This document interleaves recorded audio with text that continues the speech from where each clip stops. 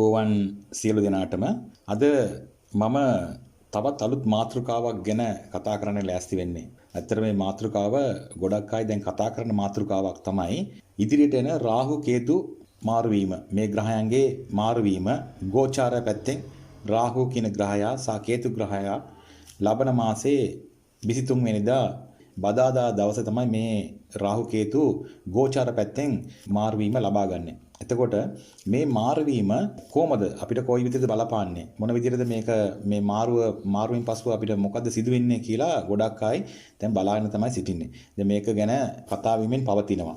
ඇත්තටම අපි මේ ග්‍රහයන් ගැන අපි මුලින්ම දැනගෙන ඉන්න ඕනේ. ඇත්තටම රාහු කේතු කියන මේ සර්ප ග්‍රහයන් ඇවිල්ලා අපි දන්නවා අපේ නවග්‍රහ 9 දෙනා තුල මේ රාහු සහ කේතු ග්‍රහය සර්ප ග්‍රහයන් විදිහට අඳුනන ග්‍රහය දෙන්නේ. ඉතින් එම විටම අපේ කේන්ද්‍රයේ වක්‍රව කැරකෙන ග්‍රහය. වක්‍රාකාරව මේ ග්‍රහය දෙන්නම කැරකෙන කියන ඇන්ටි ක්ලොක් වයිස් කැරකෙන ග්‍රහයන් කියලා කියන්න පුළුවන්. මේ ගැන මම කලිනුත් මගේ වීඩියෝ වලින් මම ගොඩක් දේවල් දාලා තිනවා.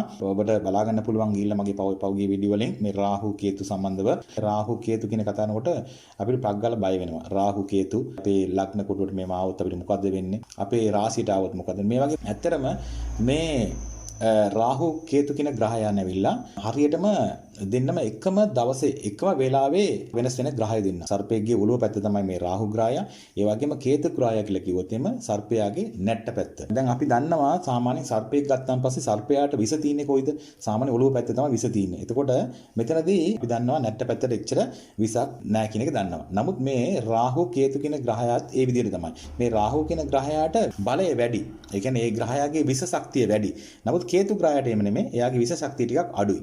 රාහු ග්‍රහය වෙලා ටිකක් දරුණු ග්‍රහයකටද ඒ වගේ කේතු ග්‍රහය ටිකක් අපිට සුබ දේවල් කරන්න ඕනේ ග්‍රහයකටද අපි ජ්‍යොතිෂය තුළ අපි බලනවා. ඉතින් ඇත්තටම මේ රාහු කේතු මේ මාරුවීම තව මාසයක් ඇතුළතදී මේක සිදු වෙනවා. 23 වෙනිදා 9 වෙනි මාසේ 2020 බදාදා දවස උදේ 11:39 කියන වෙලාවට තමයි මේ රාහු සහ කේතු ග්‍රහයගේ මේ මාරුවීම සිදු වෙන්නේ. දැන් මේ වෙලාවේදී රාහු ග්‍රහයා සිටින්නේ බුධගේ ස්ථානය වන නිවස වන මිථුන ලග්නයේ තමයි මේ රාහු ග්‍රහය සිටින්නේ. මේ රාහු ග්‍රහය ඇවිල්ලා වක්‍රාකාරව, ඒ කියන්නේ වක්‍රව තමයි ගමන් කරන්නේ. එමනම් මේ මිථුන ලග්නයේ සිට වක්‍රව එනවා නම් ඒක කොතනට එන්න ඕනේ? වෘෂභ ලග්නයට මේ රාහු ග්‍රහය තමන්ගේ මාරුවීම ලබා ගන්නවා. ඒ වගේම තමයි දැනට ධනු ලග්නයේ සිටින කේතු ග්‍රහය වක්‍රාකාරව දැන් වෘශ්චික ලග්නයට මේ මාරුව ලබා ගන්නවා. වක්‍රාකාරව ඒ ධනු ලග්නයේ සිටින මේ කේතු ග්‍රහය වෘශ්චික ලග්නයට මේ මාරුව ලබා ගන්නවා.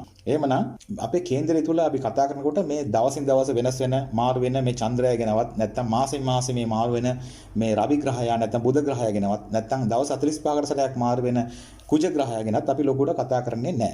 අපේ කේන්දරය තුල ගොඩාක් අපිට බලපෑම් එල්ල කරන්නේ අවුරුදු ගාණක් නැත්නම් අවුරුදු දෙකමාරක් වගේ මේ ලොකු කාලයක් අපේ කේන්දරය තුල සිටින මේ ග්‍රහයන් තමයි අපිට ලොකු විදියට අපිට බලපෑම් එල්ල කරන්නේ. දැන් රාහු ග්‍රහය ගත්තා රාහු සහ කේතු ග්‍රහය අපේ කේන්දර කොටුවේ අවුරුදු එකමාරක් උඳවෝ නරක කරනවා. එකක් උඳ කරනවා නැත්නම් නරක කරනවා. මේ දෙක එකක් කරනවා. ගුරු ග්‍රහය ගත්තා නම් ගුරු ග්‍රහය ඇවිල්ලා අවුරුද්දක් විතර අපේ කේන්දරය තුල වාඩි වෙනවා. ඉතින් වාඩි වෙලා එයා සාමාන්‍ය අපේ කේන්දරයට උඳයි නම් උඳ කරනවා, නරකයි නම් නරක දේවල් කරනවා. ඒ වගේම තමයි සෙනසුරු ග්‍රහයත් අවුරුදු දෙකමාරක් ඉන්න වැඩිපුර ඉන්න ග්‍රහය සෙනසුරු ග්‍රහය. ඉතින් සෙනසුරු ග්‍රහය ඇවිල්ලා අවුරුදු දෙකමාරක් නරකවෝ සුබවෝ කරනවා. ඉතින් එයා ඉන්න ස්ථානය අනුව ඒ දේවල් ලැබේ. ඒ වගේම තමයි අපි මේ රාහු කේතු කියන ගත්තොත් එම අවුරුදු එකමාරක් මේ රාහුගේ සහ කේතුගේ මේ බලපෑම අපිට ඇති වෙනවා. ඉතින් එහෙනම් තමයි මේ අනිත් ග්‍රහයන්ට වැඩිය අපි මේ රාහු කේතු කියන ග්‍රහයාගේ නැත්නම් ගුරු ග්‍රහයාගේ සෙනසුරු ග්‍රහයාගේ මාරුවීම ගැන අපි ලොකුවට මේක බලන්නේ කතා කරන්නේ ජ්‍යොතිෂය තුල.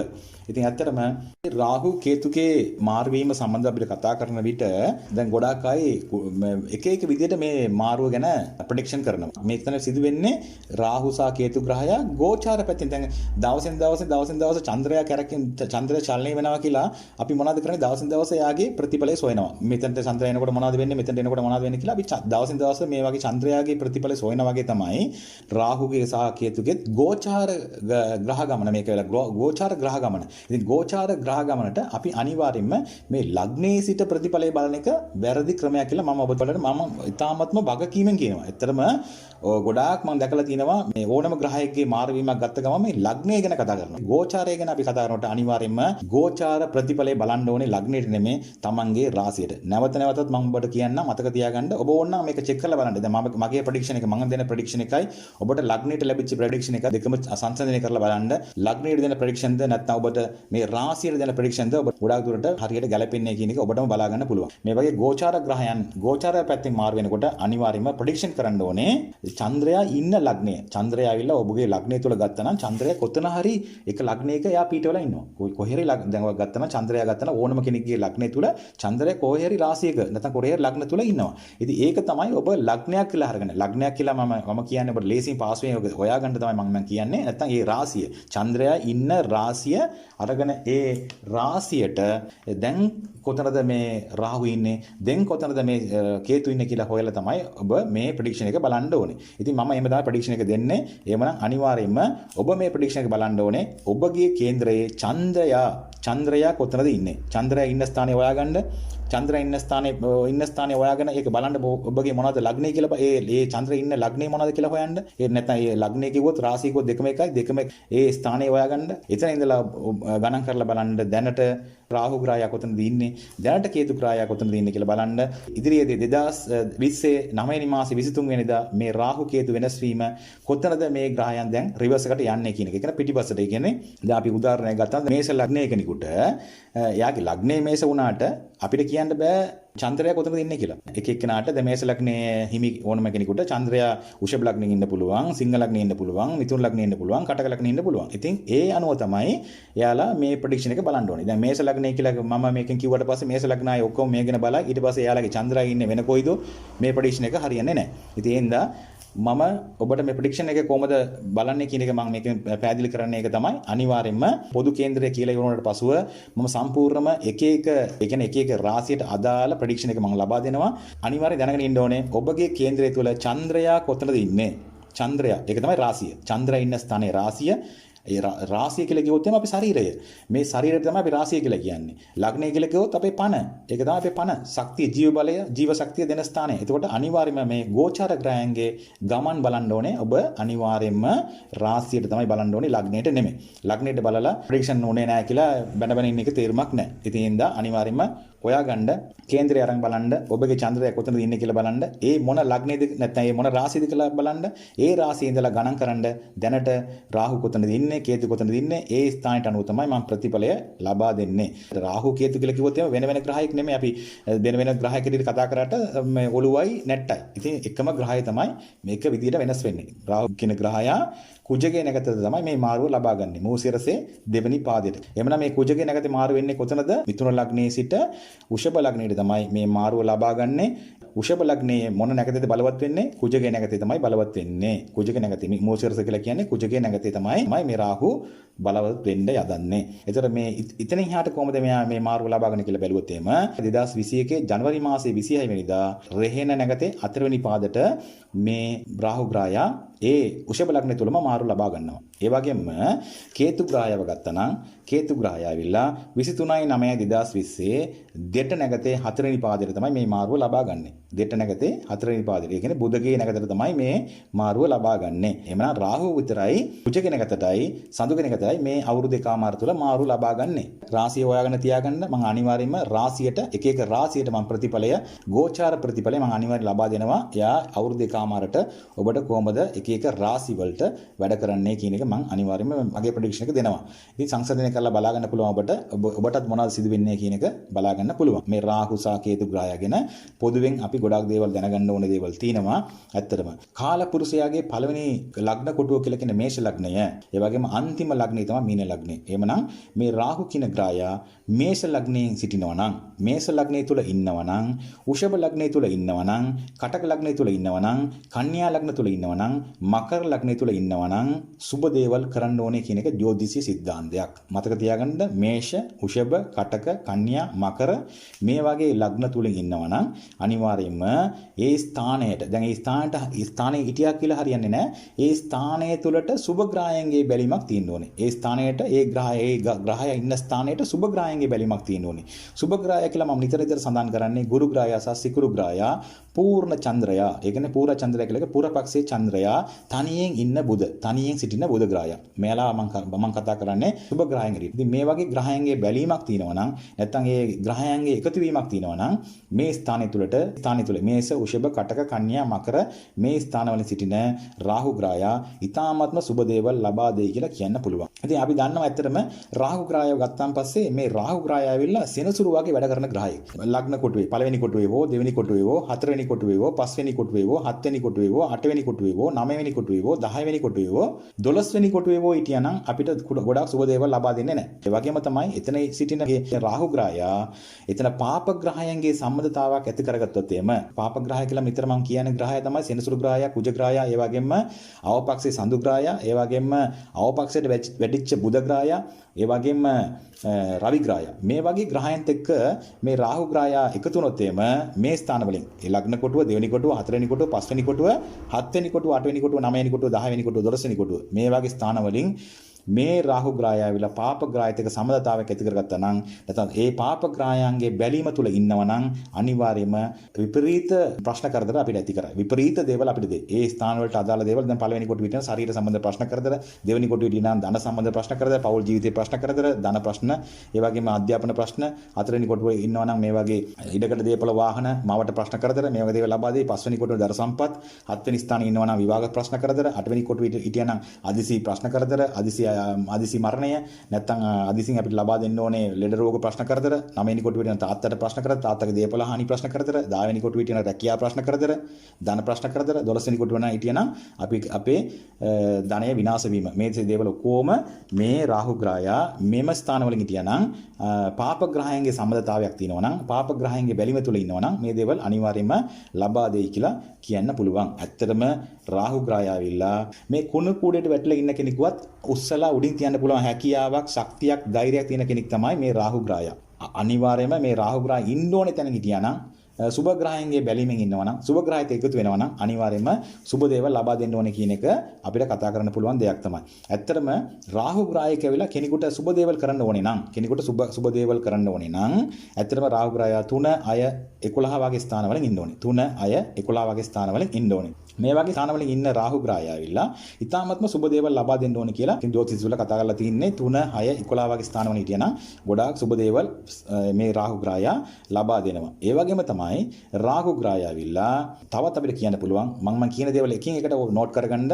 රාහු ග්‍රහය ආවිල්ලා කෙනෙකුට සුබ දේවල් කරන්න ඕනේ පළවෙනි පොයින්ට් එක තමයි 3, 6, 11 වගේ ස්ථානවල හිටියනම් ඒ සුබ දේවල් කරන්න ඕනේ කියලා තියෙනවා. ඒ වගේම තමයි රාහු ග්‍රහය ආවිල්ලා කෙනෙකුට සුබ දේවල් කරන්න ඕනේ නම් රාහු ග්‍රහය ඉන්න ස්ථානයේ තියෙනව නේද? රාහු ග්‍රහය කියලා ඉන්න ලග්නය නැත්නම් රාශිය, රාහු ග්‍රහය ඉන්න ලග්නය රාශිය මේ ස්ථානයේ තුලට සුබ ග්‍රහයන්ගේ බැලීමක් හෝ සුබ ග්‍රහයන්ගේ එකතු වීමක් තියෙන්න ඕනේ. නැත්නම් ඒ රාහු ග්‍රහය ඉන්න ස්ථානාධිපති රාහු ග්‍රහය කොහෙද ඉන්නවනම් ඒ ස්ථානාධිපති උච්ච සුවිශේෂ්ත්‍ර ස්ථානවලින් ඉන්න ඕනේ.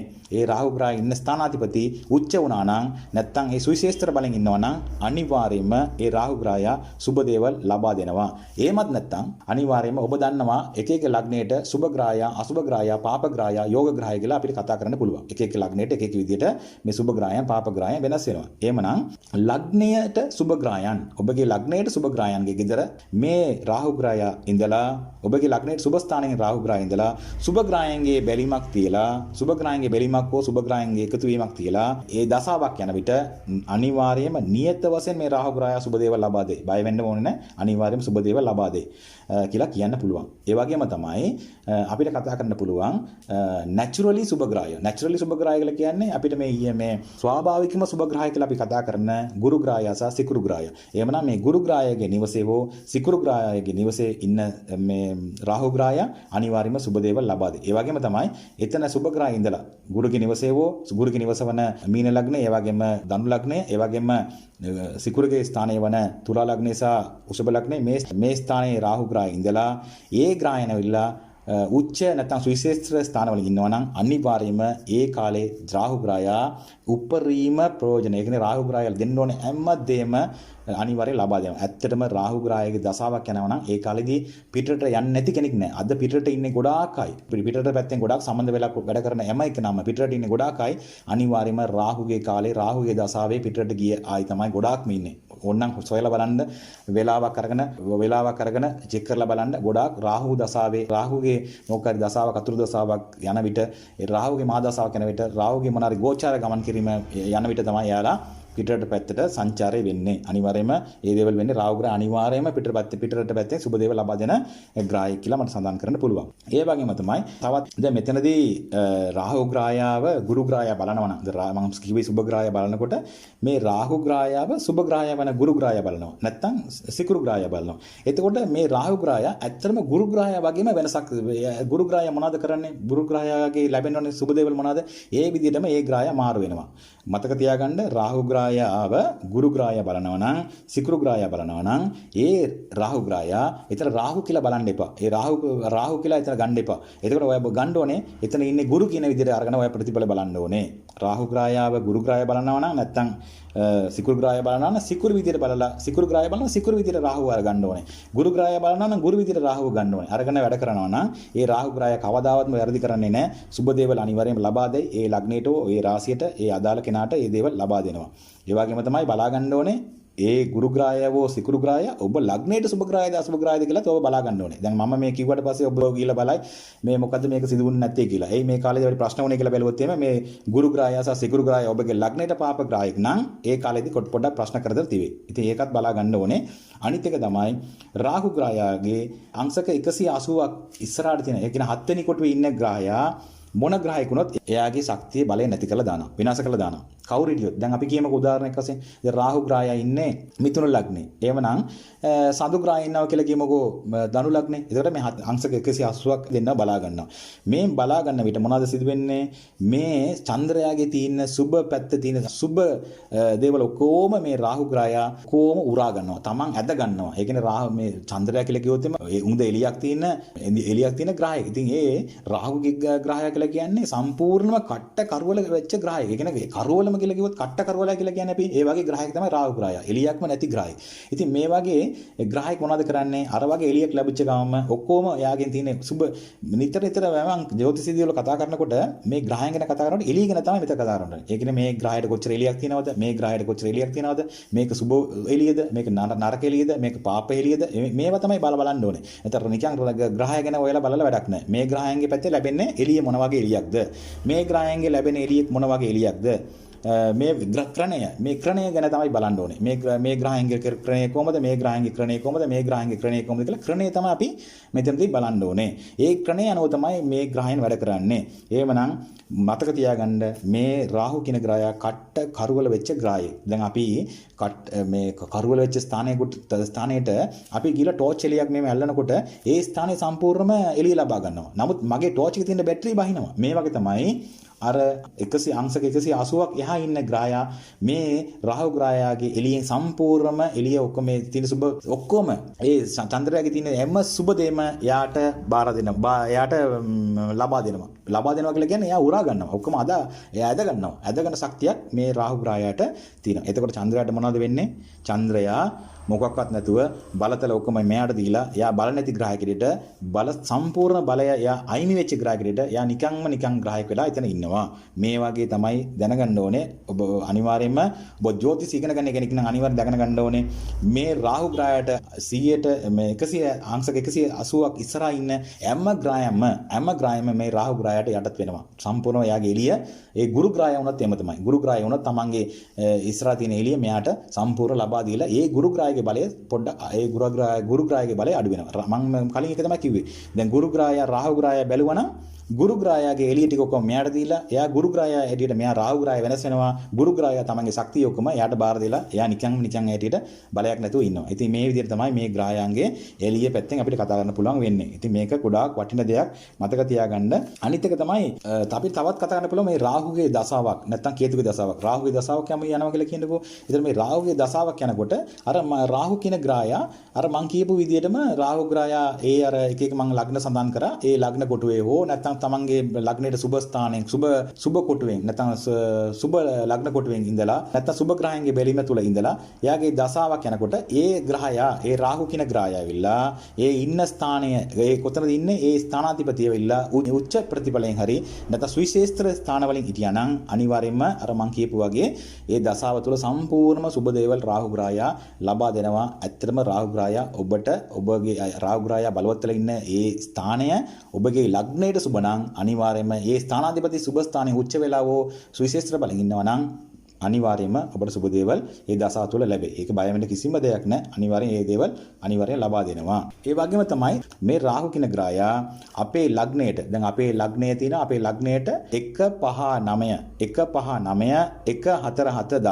කේන්ද්‍ර ත්‍රිකෝණ ස්ථානයට අදාළ ග්‍රහයන්ගේ ශාරය ඒ කියන්නේ නැගත් පාද වලින් රාහු ඉන්නවනම් අනිවාර්යයෙන්ම සුබ දේවල් ලබා දෙයි. සුබ දේවල් අනිවාර්යෙන් ලබා දෙනවා. දැන් මම කිව්වා දැන් කේතු ග්‍රහය දැන් රාහු ග්‍රහය මාරු වෙනවනේ දැන් මේ කුජ කියන එකතරනේ මාරු වෙන්නේ. එහෙමනම් මේ කුජ කියන ග්‍රහය ඇවිල්ලා ඔබගේ ලග්නයට 1 4 7 10 නැත්නම් 1 5 9 මේ වගේ ස්ථානයට අදාළ ග්‍රහයෙක් නම් අනිවාර්යයෙන්ම ඒ රාහු ග්‍රහය ඔබට වැඩිපුර ප්‍රශ්න කරදර කරන්න හොඳට මතක තියාගන්න. මම මේ කියන දේවල් ඔක්කොම දෙපාරක් තුන් පාරක් ආලා මේක අනිවාර්යයෙන් අන්ඩර්ස්ටෑන්ඩින් කරගන්න. ඔබගේ ලග්නේ මොනවද කියලා මම දන්නෙත් නැහැ. ඔබගේ එක ලග්න වලින් ඉන්නවා ඉඳා ඔබගේ ලග්නයට 1 4 7 10 1 5 9 මේ වගේ අදාළ ස්ථානවලට අදාළ ග්‍රහයන්ගේ නැත්නම් ස්ථානයට අදාළ ඒ ග්‍රහයන්ගේ නැගත් වලින් ඒ නැගතෙන් ඉන්නවා නම් අනිවාර්යයෙන්ම මේ රාහු ග්‍රහය සුබ දේවල් කරයි. දැන් කුජ ග්‍රහයේ නැගතේ මාරු වෙන රාහු ග්‍රහය ඔබට මේ 1 5 9 හෝ නැත්නම් 1 4 7 10ට අදාළ ස්ථානයේ අධිපති නම් අනිවාර්යයෙන්ම සුබ දේවල් ලබා දෙනවා.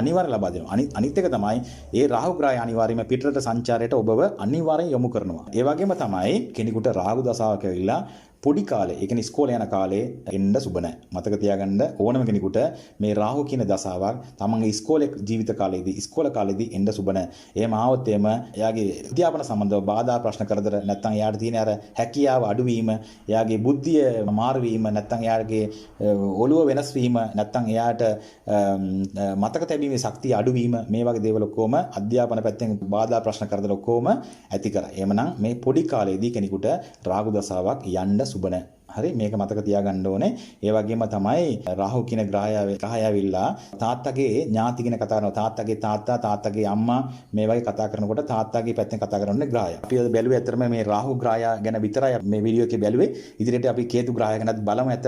ඇත්තටම රාහු ග්‍රහයාගේ පැත්තෙන් තවත් අපි බලනකොට රාහු ග්‍රහය ඇවිල්ලා අපි ඇත්තටම සීයා ගැන කතා කරන සීයා ආච්චි ගැන බලන්න පුළුවන් ග්‍රහයෙක්. ඒ වගේම ඉලෙක්ට්‍රොනිකල් පැත්තේ කතා කරන්න පුළුවන් ග්‍රහයෙක්. ඒ වගේම ක්‍රිමිනාශක වාහන පෙට්‍රෝලියම් ඩ්‍රයිවිං රේල්වේ හාබර් ඒ වගේ රෝඩ් කොන්ට්‍රැක්ට් ඒ වගේ ගමන් බිමන් ඒ වගේම තවත් කතා කරන්න පුළුවන් බහුභාෂාව කතා කිරීමේ ශක්තිය ඒ වගේම සොරකම් කිරීම ඒ වගේම විවිධ චරිතය රංගපෑම් දැන් අර අපි ටෙලි ඩ්‍රාමා සරම මේ රංගපානවා නේද විවිධ චරිත වලින් රංගපාන්නේ ගොඩාක් අය රාහුගේ දසාවේ හෝ රාහුගේ නැගතේ හෝ මොකක් හරි පැත්තකින් ඉපදිච්ච කෙනෙක් තමයි. ඉතින් ඒ වගේම තමයි මේ තවත් අපිට කතා කරන්න පුළුවන් විනෝද විකට දේවල් සිරගත වීම ඒ වගේම ජාවාරම සූදු මේ රාහු කරන වැරදි පැත්තත් මම කියන්න ඕනේ. සූදු ඒ වගේම බොරු සාක්ෂි කියවීම මේ වගේම පාවා දීම රැවටීම පිල්ලි සූනියම් මාන්ත්‍රික වගේ දේවල් කිරීම මේ වගේම තවත් අන්‍යායව රැවටීම